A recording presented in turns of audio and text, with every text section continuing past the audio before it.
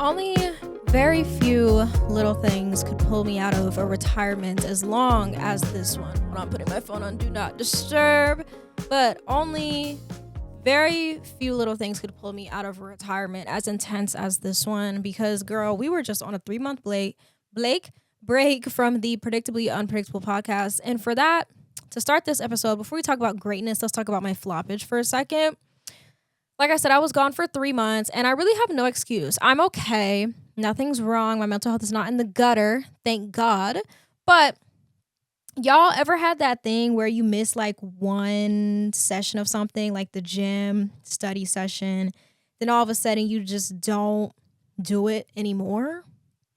Yeah, that's what happened with me in the pod. And I'm sorry for that because I left you off on such a cliffhanger of me talking about why I regret getting my college degree, which is the most viewed episode from the podcast thus far. And it's like, guys, I should have came with a banger shortly after that. But not everything comes back or comes to me tenfold. And sometimes I do need to step away from something to appreciate it a little bit more.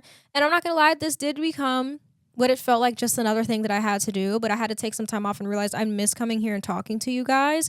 And I really just need an outlet for me to talk about things I love, which is what we're going to be doing today, which is talking about the Odyssey 2026. And I thought it would be nice to come back and talk about something that everybody's talking about because, girl, everybody's talking about it. And I haven't really said anything publicly outside of my like Letterboxd reviews, which I have 2 of them now because I've seen the Odyssey twice, one in IMAX and then one in IMAX 70mm. And girl, let me just say, there's a reason people are gooping and gagging over seeing it in that format because it's everything and more. But before we get into my viewing experiences, I want to go ahead and just give a little debrief about what the Odyssey 2026 is. And before we get into that, I just want to say, welcome back to the Predictably Unpredictable podcast. I am your host, Aliyah. And the only thing that is predictable about us is that we are unpredictable. God, it feels so good to say that again. And like I said, it was going to take a lot to pull me out of my little break that I took from this. But the Odyssey is a great page, I think, to start back on. And what better way to come back than such on a good note with such a good movie. And my top movie of 2026 so far, and probably will be my top movie of 2026. And you guys love my movie reviews. So let's go ahead and dig into the Odyssey 2026. So if you don't know what the Odyssey is, girl, did you even go to school in America? The Odyssey is literally one of the oldest written stories / epics of all time written by Homer. And this movie had been said to be adapted by the very famous, well-beloved, well-known, well-connected, well-respected director Christopher Nolan. Now, who is Christopher Nolan? Let me tell you something. He is a British-American filmmaker and director, and he's best known for some of his projects such as Interstellar 2014, The Dark Knight 2008, also known for Inception 2010. And he's just overall really known for his beautiful cinematography. And I think the Odyssey is was probably his biggest task and project and ask to date, just because bringing a 3,000-year-old story to the big screen is no easy task. And Homer's The Odyssey is literally a tale as old as time, and so many people have read it, analyzed it, loved it, indulged in it. And it's literally, like I said, one of the oldest surviving works of literature, and it's one of 2 epics accredited to Homer. The other one is the Iliad, but right now we're talking about the Odyssey. Sorry. No shade to her, but we're talking about the Odyssey right now. And if you aren't aware of what the Odyssey follows because you haven't seen it or you haven't read it and you've been living under literally a rock, no shade. But the Odyssey is a story that follows Odysseus on a 20-year journey home after the win against the city of Troy in the decade-long Trojan War. Now, the Odyssey is a fictional book because there are supernatural elements within the story, such as Greek gods, goddesses, witches, cyclops, and everything like that. And we'll get more into that later. But I want to say this is probably a really big ask for Nolan for several reasons. First of all, once again, tale is old as time, okay? But secondly, book to movie adaptations never go over well. And this is literally the biggest story of all time, mind you. The Odyssey is one of the biggest and most popular stories and epics of all time. And the way people already rip to shreds book to movie adaptations, no matter how good they are, because you can never make fans of stuff, like fans of literature, 100% happy when it comes to book to movie adaptations. But you also have to think of like the fan criticisms that he got, which is what is going to lead us into our first section of the podcast today, which is going to be the casting and performances. There was a lot of a lot of fan criticisms in terms of this movie before it even came out due to the casting. But Christopher Nolan is very picky. And as somebody who has seen a few bodies of his work by now, once you get in with him, you're good. And one thing Christopher Nolan does is put the baddest heifers on the block. Let me read you some of the cast, not even all of it. So our main cast, we follow Matt Damon, who plays Odysseus. We have Anne Hathaway, who plays Penelope. Tom Holland plays Telemachus. We have Robert Pattinson playing Antish and Antinous. I literally don't know how to pronounce. I remember I read the Odyssey in high school. My backstory, my lore real quick. I remember I read the Odyssey. Well, I fake read the Odyssey when I was in 9th grade because it's a lot of words to say very little. That's like what stories did back in the day, like 3,000 years ago. They said a lot of things to say like very simple things. Like instead of like, oh, she passed away.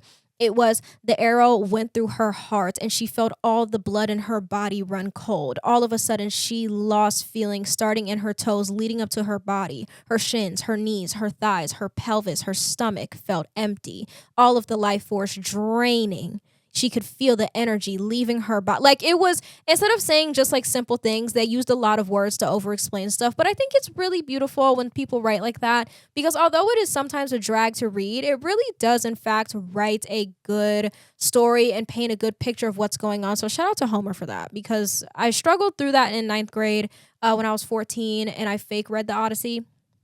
But now that I'm an adult and I'm actually reading the actual Odyssey, it's actually very nice. Thank you for painting that picture for us. But anyway, back to what I was saying. Some of the supporting cast, we have Himesh Patel playing Odysseus' right-hand man, whose name I also can't pronounce. We have Zendaya playing Athena. We also have Lupita playing Helen and her twin sister in the story. We have John Berthal playing Menelaus. We have Elliot Page playing Sinon. Like it's a stacked cast, and that's not even everybody. That's just like the main ones and like the A-listers that I feel like a lot of people do know by name. And that's not all of them. Like I said, there's more A-listers there, but those are the ones I feel like I should stick out the most right now.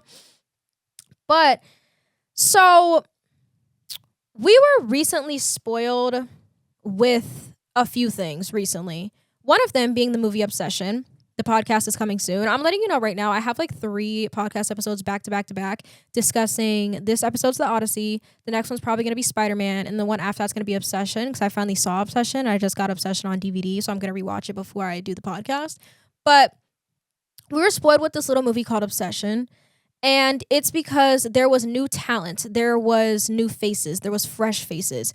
And a lot of people were obsessed with how stacked the cast was for the Odyssey 2026, because it's a lot of well-known people that we've already seen before, and people want new faces. And this, I can understand, and I do understand, and I agree to an extent. Walk with me.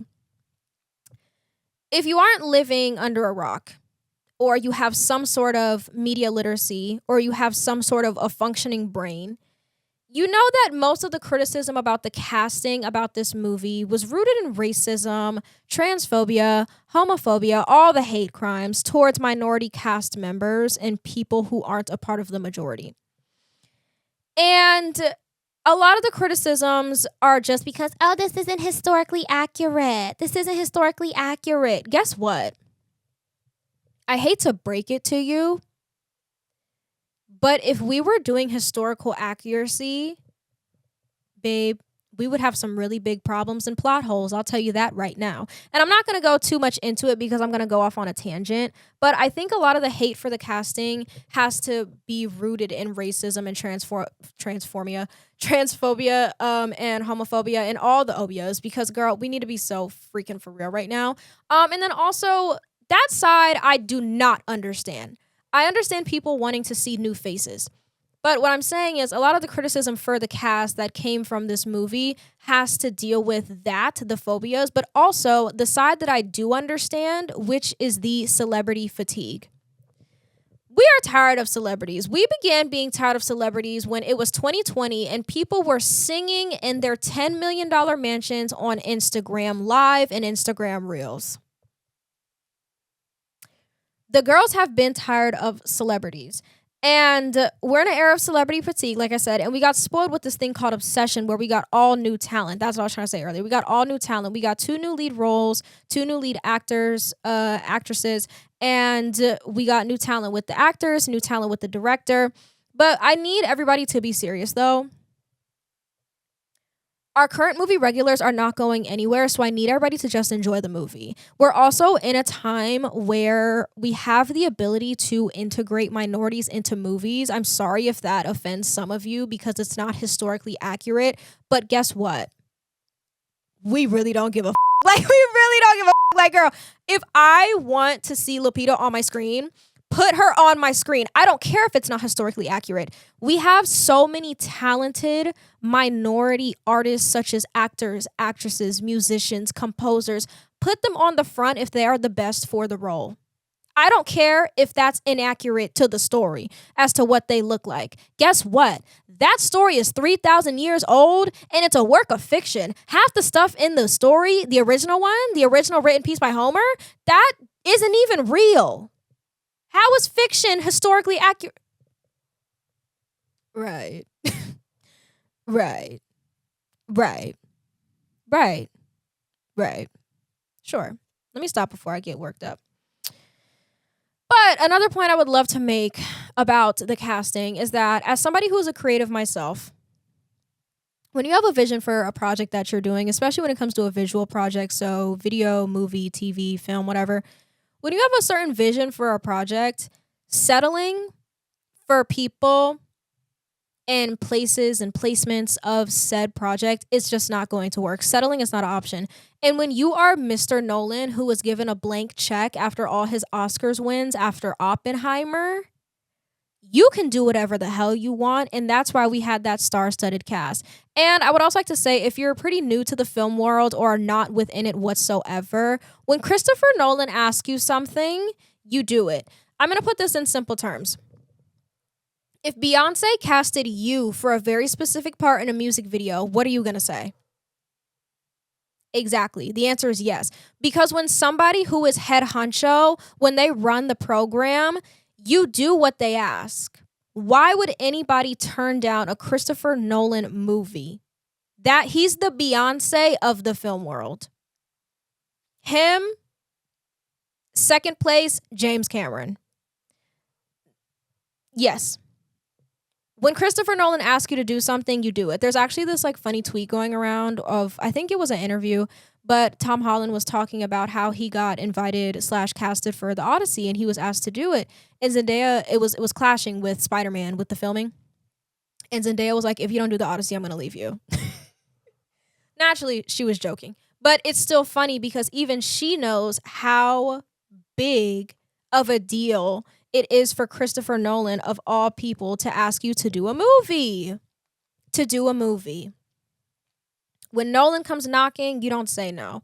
And speaking of Tom Holland, a performance I really want to highlight that I really loved and appreciated the entire film was Tom Holland's, because I haven't seen him in much outside of Spider-Man, but after the Odyssey, I will be digging into his entire catalog. That man can act. Sometimes when I watch certain people in movies and TV shows, I often have a hard time settling into the world because I don't see them as their character, but I see them as like their real life like personality. Like, for example, I saw I Love Boosters a few months ago and I couldn't get past the fact that I was watching Keke Palmer and not Corvette. Like, you know what I'm saying? Like, I feel like Keke Palmer is one of those people who I'm like that. I feel like a lot of people have that phenomenon with like Ariana Grande, like when they're watching Wicked or when people go and see her new movie that's coming out this fall. I forget the name, but they see Ariana Grande and not her character that she's playing. Now, when I watched Wicked, I didn't see Ariana. Baby, I saw Glinda because she settled so well into her role for me. But everybody, I feel like, has 1 or 2 or 3 of those people that have that phenomenon. And there's nothing necessarily wrong with that. But I say that to say Tom Holland did such a good with melting into his character and becoming his character and bringing to life Telemachus on the screen. And he shined in this role. And once again, I got lost in his performance every single time he was on my screen. I almost want to say like on several occasions, but it really was for the entire movie. And his arc of being a witty, fast-paced prince to being a loyal, strategic partner and ally to at first a stranger who turned out to be Odysseus is one of my favorites in the entire movie. And that is one of the things that Christopher Nolan changed within the story, which we'll talk about briefly as we begin to talk about the cinematic experience of the movie. But I think Tom Holland did such a good job, and he was not Tom Holland, he was Telemachus, and he really did his biggest one in the movie. And as we're going about the rest of this podcast, I do want to say the title of this video, this podcast episode, is probably a big statement to say that the Odyssey is one of the greatest movies that we're probably ever going to see. But as I'm breaking this down, as we talk about the casting, the actual technical parts, such as the writing, the cinematography, the score, and then what happens after the fact that the general audience has seen the movie, I hope these pieces create a well put together picture as to what makes a great movie in my eyes. And I hope that makes sense. I should have said that earlier, but I didn't, so my apologies. But yeah, there's that. So now let's get into the technical aspects, because the cast, that is a part of the movie, but the technical aspects, that'll make the cookie throb. That will make the cookie throb. This is my favorite part about talking about films. This is like the score, the writing, the cinematography, the behind the scenes, the practical effects. We're getting into the nitty freaking gritty. And that's why after I saw one Christopher Nolan film, which was Interstellar 2014, learning that he does pretty much everything practically with little to no, I'm pretty sure no, CGI. Girl, he became a favorite off of one film. What can I say? What can I freaking say? So let's start with the cinematography, because I think this is the one that everybody loves to talk about. We had Hoytima on the project, who is known for doing Oppenheimer 2023, Interstellar 2014, Nope 2022, and many more films that I feel like a lot of people might know, but I wanted to do the big ones just in case you're very new with this cinematographer. And if you aren't aware of what a cinematographer does, they basically just bring the vision of the director to life through things such as lighting, where the camera goes. They work with the camera operators and the set design people to really emulate what the director wants on camera. They have a really cool job. If I had the talent, I would 100% love to be a cinematographer. And Hoytima is literally one of my favorite cinematographers of all time, along with my girl Autumn, who did Sinners. So two of my favorite cinematographers, if you were wondering. But this movie is literally making history in between our eyes, not just because it's blowing up the box office, in terms of how much money it's made. At the time that I'm filming this, it has made over 600 million at the box office within 2 weeks of it being out.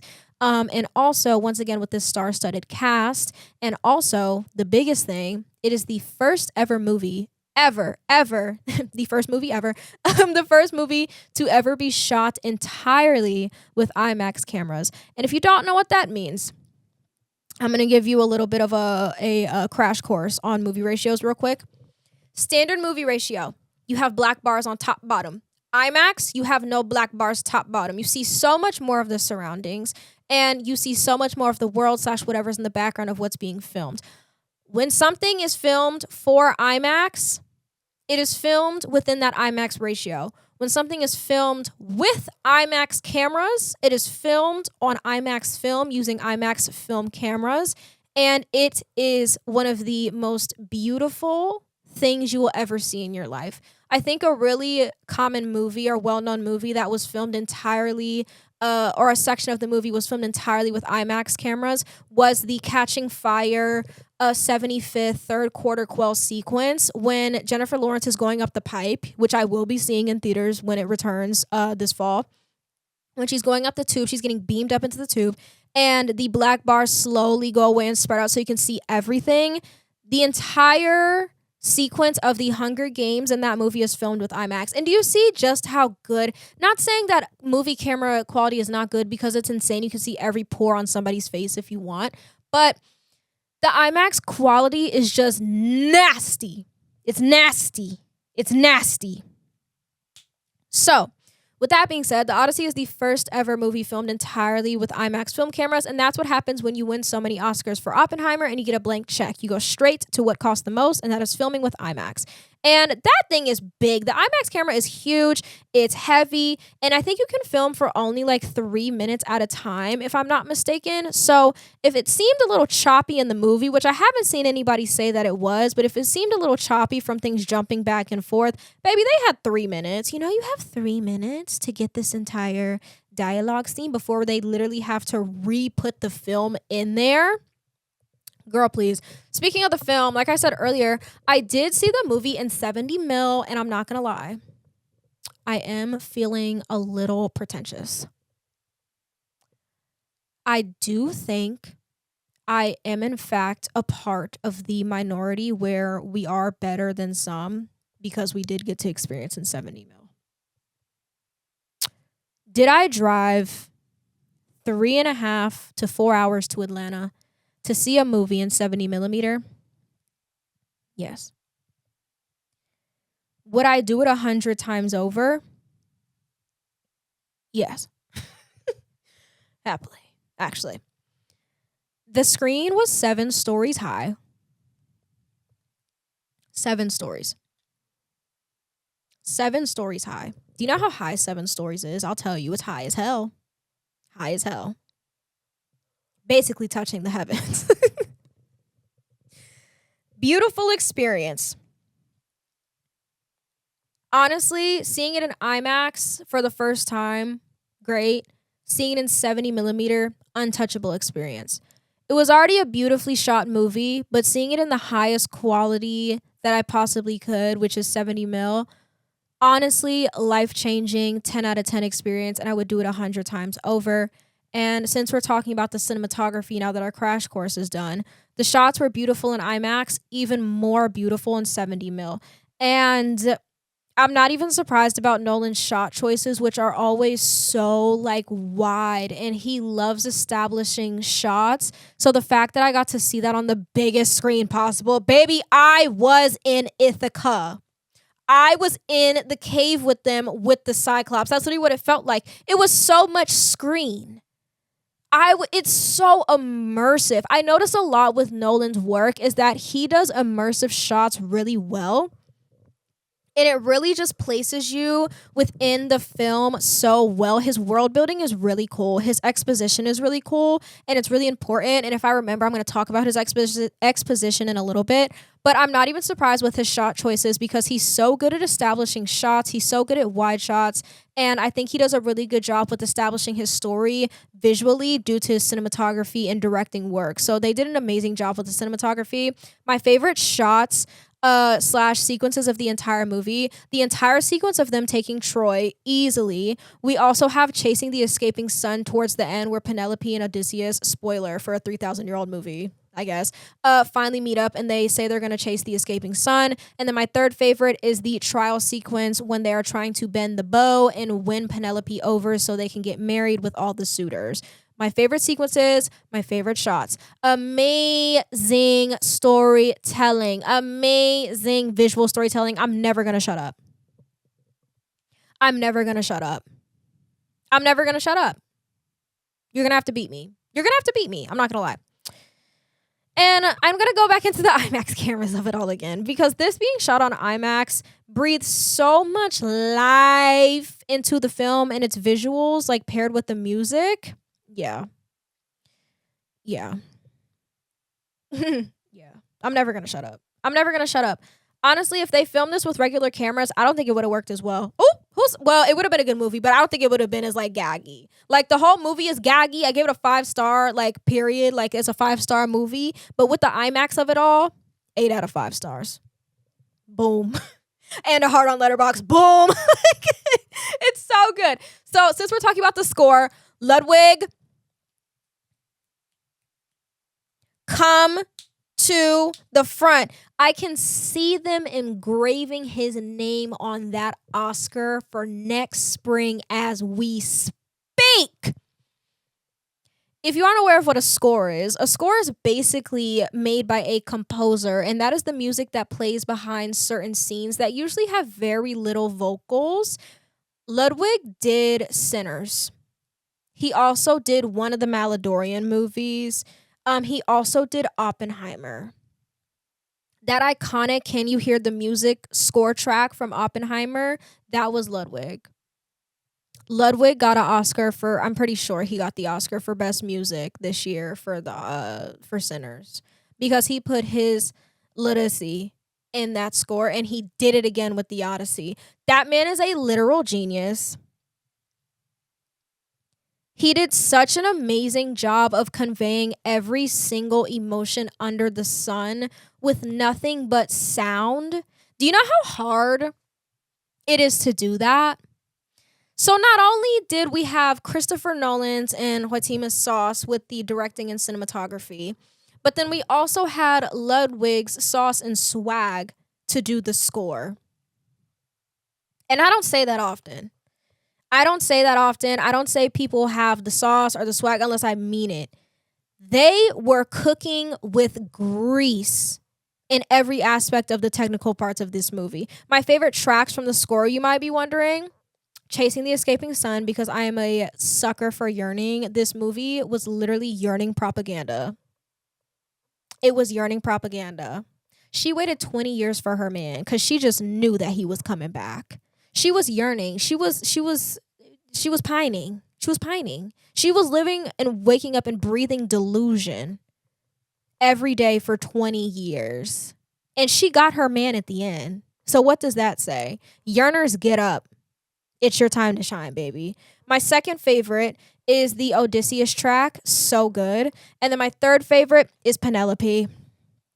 Shout out to my girl Penelope. I also just want to say, I know I only highlighted Tom Holland's performance within this movie, but I also wanted to highlight as my second favorite performance being Anne Hathaway's, because she was such a good Penelope. She felt very strong on camera, which is a hard thing to convey in my opinion, but she felt very confident and strong within her role. And this is not her first Christopher Nolan movie. She's been in Interstellar, and I don't know what other Christopher Nolan film she was in. I'm pretty sure it might have just been Interstellar. I could be wrong. But she's worked with Nolan before, so she kind of knows the process, but that was in fact like 12 years ago if it came out in 2014. But she felt very strong and comfortable and confident within her role, and she did an amazing job as Penelope, in my opinion. Now, I want to talk about my favorite part of Christopher Nolan films, and that is the practical effects and making of his movies. In a world filled with blue screens and computer-made sets and Marvel living among us, Nolan says no. Nolan is known for being against CGI. He is a practical effects demon. The Cyclops, a puppet. Cersei turning the men into pigs, practical effects and movie magic. The fallen soldiers coming out the ground, people actually coming up out the ground. The giants, 7, 8 foot people, real people. You're probably wondering, Aliyah, we don't care. I care. You know why I care? It's so admirable for several reasons. Because like I said, in a time of fake sets and blue screens and Marvel lots, no shade to Marvel, I might watch all the Marvel movies this year, but in a world where CGI has become so normal, it's so nice to see practical effects and very little visual effects be added to a movie, because it lets us know it's still possible to keep the movie magic alive. In a world of blue screens and empty lots, we are being reminded that movie magic is still a thing.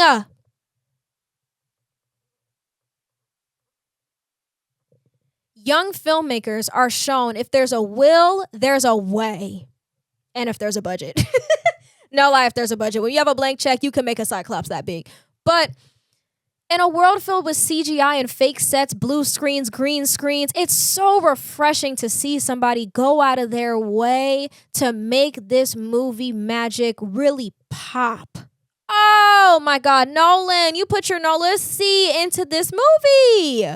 It's honestly so sick. And honestly, one of my favorite, I'm about to nerd out for a second, so excuse me.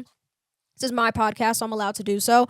But I'm about to nerd out. Let me put my cue cards down.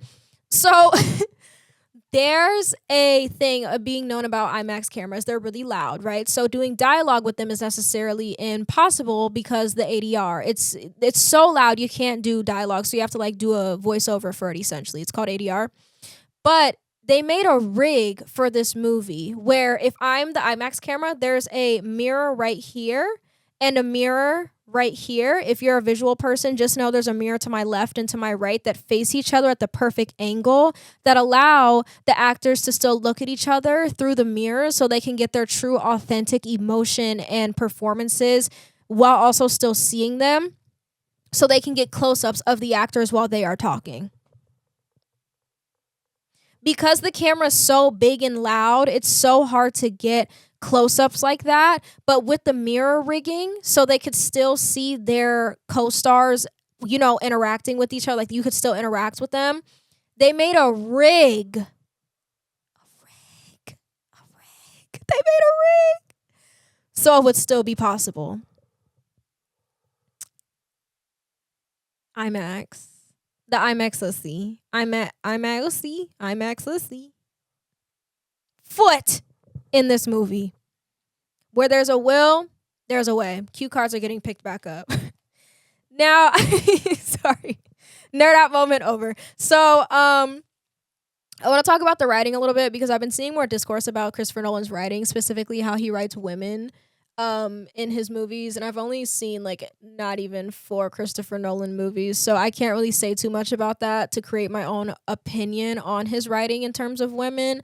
But a lot of people are like, Christopher Nolan can't write women, da, da, da, da. And I'm not going to agree and I'm not going to disagree because I have not seen enough to create my own opinion, like I just said. And I think a lot of people should be comfortable with saying that instead of just saying stuff out the butt just so they can be a part of the conversation. If I have no knowledge on what we're talking about, I'm going to shut up and eat my food and to hear what y'all are saying. And then next time when I go into a new Nolan movie, see if what you say holds up in my thought process. But I digress. Let's talk about the writing. My favorite thing about this movie is that Nolan changed some of the original source material, making this movie a more of a reimagined version of the tale old as time, the Odyssey, 3,000 years old Homer, one half of his epic written stories, okay? Instead of a page-by-page retelling, we get a reimagined version story, and it's told in a more cinematically sound way, in a more Hollywoodified way, because in my opinion, if he did a page-by-page retelling, one, I don't think the movie would have been as good. The Odyssey in itself, it's an amazing story. I think it has so many good lessons in it. It's really cool. It's really epic. That's where the name comes from. It's an epic. It's epic. But I think if he did a page-by-page retelling, there would have been backlash because why didn't you put your own creative spin on it? But then again, a lot of people are saying, why didn't you do a page-by-page retelling? It doesn't feel true to the original story. So that's why I like to see it as a reimagined story instead of doing a page-by-page retelling. Cashew just yawned.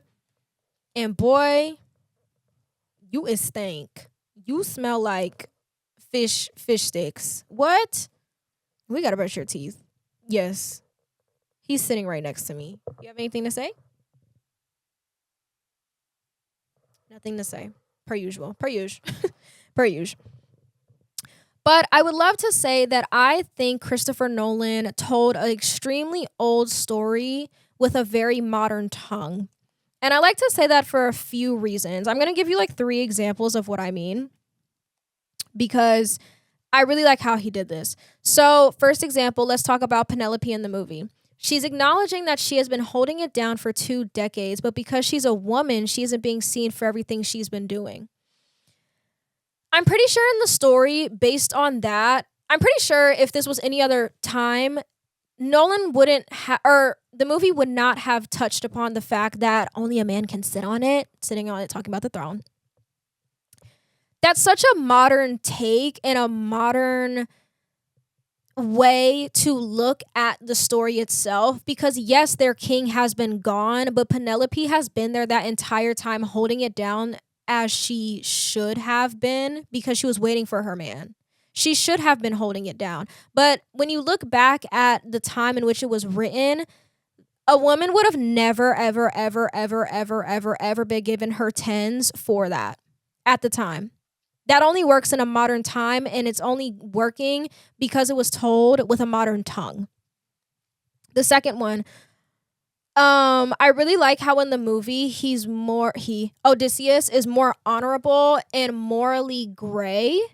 Instead of just being a trickster like he is in the story. This is all research that I've done myself, so sorry if it's a little spotty. I'm a little rusty at the podcasting research thing. But in the movie, Odysseus realizes that he did the one thing that they should never do, which is basically exploit the beliefs in the gods and goddesses of the time to get to and defeat a group of people. He basically exploited people's beliefs in order to win the war, and he did the one thing that they should never do, which is that in order to win. And in the book, that's never a thing. In the book, he's just a trickster. He has smart comments. He's very smart, yes, but he's a trickster. He's manipulative. It's like, yeah, Nolan made Odysseus a lot more self-aware in his wrongdoings and how they won Troy. And that's one of my favorite parts of the entire movie, that realization that he has when he's talking to Penelope and his beggar, get these beggars out of here, and his beggar disguise when he's talking to Penelope, and he reaches out to Athena, played by Zendaya, to connect with her to realize his wrongdoings, and how he realized he was wrong when he saw how everything went up in flames because of something that he should have never done.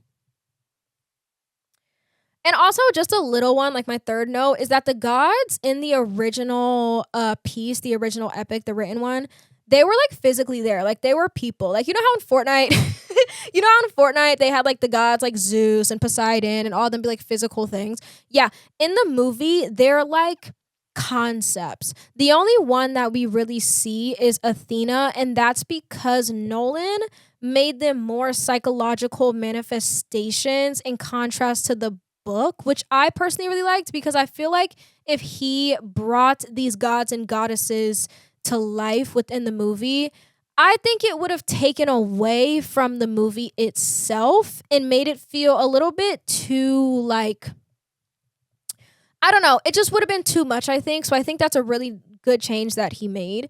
And speaking of changes that he made, there are some character arcs that I want to discuss, specifically to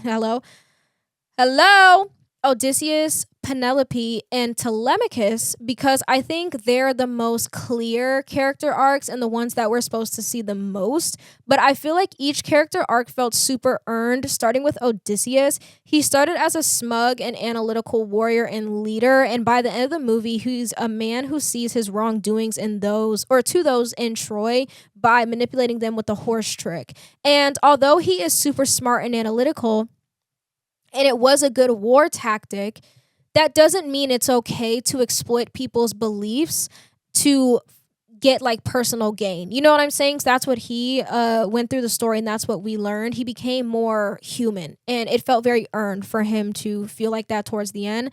Like I said with Telemachus, he was a young, naive prince, and he turned into a loyal, fierce fighter, which is a very clear sign, because in the beginning of the movie he was learning how to fight and he kept getting jabbed and whatever, but by the end of the movie he was able to hold his own in his final fight while his father was literally tearing them kids up, the suitors up downstairs. He had to hold his own by slowing down and really doing all that after being told he needs to slow down. And then, of course, we have Penelope, who is a hopeful, patient, and defiant queen awaiting her husband's return from war in the beginning. But by the end of the movie, she's a free, hopeful wife who got her happy ending after all those years of waiting and having patience. Now, Penelope's is a little bit harder to see, in my opinion, because, like I said, a lot of people say Christopher Nolan can't write women. Or he's just not that great at it, because usually in his movies, it's like the women are waiting or they're dead. Like the girlfriends and significant others. And in this movie, she does, in fact, her entire arc kind of high key is her just kind of waiting for Odysseus to get back. But I think the turning point of the story is when it's time for the suitors to fight for her hand. And I think that's a really big turning point in the story, just because up until this point, she knows what she has to do. And she gets told by this beggar, who is Odysseus, but she doesn't know that it's Odysseus, that he will come when she needs him the most. And sure enough, she took that as her sign, as, you know what? If he's really gonna come when I need him the most, like, let's just go ahead and do this. So she went from being super defiant and really off put by her remarrying, because she just wanted her man. Like, she just wanted her man. She just like me. She just wants her. She wants her bae. She wants bae. Like, she want her man. But at the end of the day, she was being told left and right that it was super unrealistic for her to keep waiting for this man, and she needs to remarry so they can get the suitors under control. And after she came to the realization, like, you know what? They're right, because at this point, it's getting out of hand. He was there to help her. So her entire arc, it might seem a little gray for some people, but she did in fact have an arc. She did have an arc. And once again, I don't really know much about Nolan's writing when it comes to women, because I feel like I haven't seen enough of Nolan's work to speak on that entirely. I feel like I'd have to watch all his pieces and projects to come to a conclusion of my own. But yeah, she did have an arc in my opinion, and I feel like it was very well earned. She was yearning and she got her man, period. Period. So finally, I want to talk about the post-release hype and the general audience perception of this movie. So pre-release, the last Christopher Nolan movie was Oppenheimer, which was a big smash hit. It was came out the same day as Barbie. That's where we got Barbenheimer. And then, of course, it had Christopher Nolan had a lot to live up to due to his recent Oscar wins for biggest categories being Best Director and Best Picture. And Oppenheimer also won Best Actor, Best Supporting Actor, Best Cinematography, Best Original Score, and Best Film Editing. So he had a lot to live up to with the Odyssey. And it's already a super hyped movie, like, as a concept, just because it is Christopher Nolan. And 2, it's filmed entirely with IMAX cameras. And 3, The Odyssey, once again, is one of the oldest epics or written epics of all time that we have, like, you know, proof of. And I personally didn't see too much of the discourse when it came to the pre-release, just because I am not on Twitter, for one. I don't engage in Twitter anymore. Thank God. But I also didn't really interact with movie content on TikTok and Instagram, just because I feel like the takes I did see, especially on Instagram, were just people like rage baiting. So I just would hit not interested for a lot of the posts and comments that I would see. But I personally have been excited about this movie since last spring/summer, since it really came on my radar and it got announced. And like, of course, I was excited because, like, duh, it's Christopher Nolan, duh, it's, like, cool camera stuff, and I wanted to get involved with that. But, you know, the movie is out now, so let's go ahead and talk about the post-release, and I want to ask a question for you very quickly before we get started. Would you rather go to a restaurant that is full of people who's laughing, chatting, eating, or going to the one that is completely empty? I bet your britchers, you're going to the one that is full. You know what that's called? That's called the crowded restaurant effect. That is called that exactly. It's called bandwagoning social proof. And basically that means people are going to where there are other people. And this herd mentality that people have has been showing up by the masses when it comes to this movie.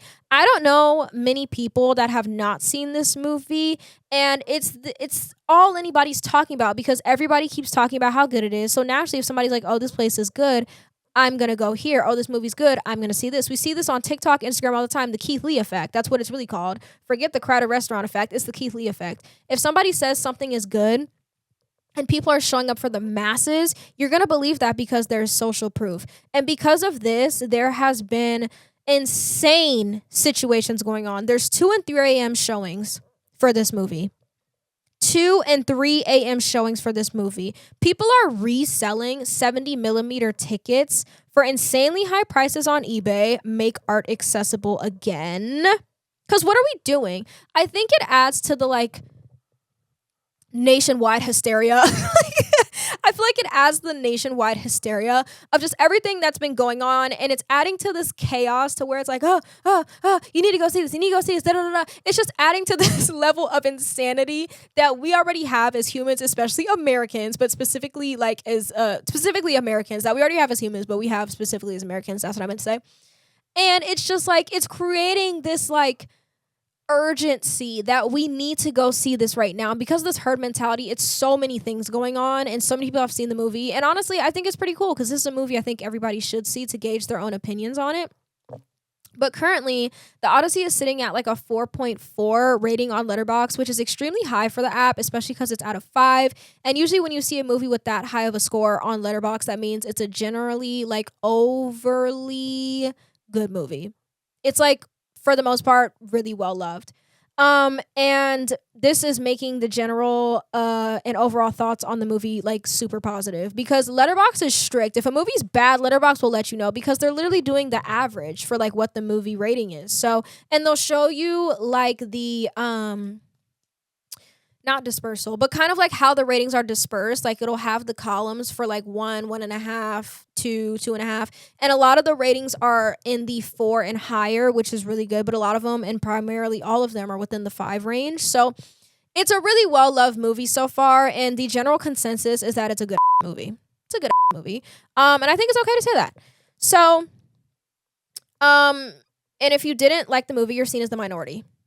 Literally, I have not seen anybody who does not enjoy that movie. My younger sister, Maya, who you all may or may not know, but I have a younger sister named Maya. She appears in my YouTube videos sometimes.